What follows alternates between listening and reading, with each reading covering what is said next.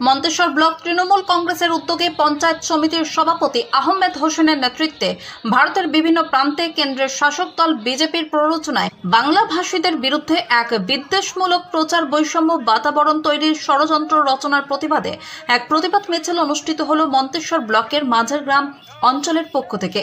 এই মিছিল অনুষ্ঠিত হয় রবিবার বিকেল 5টা নাগাদ।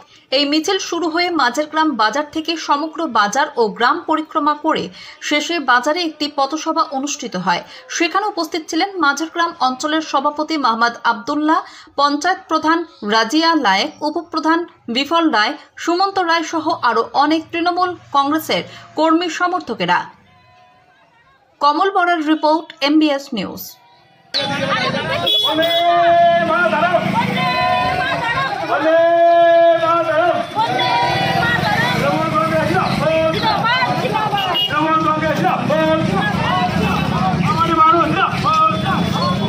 Baba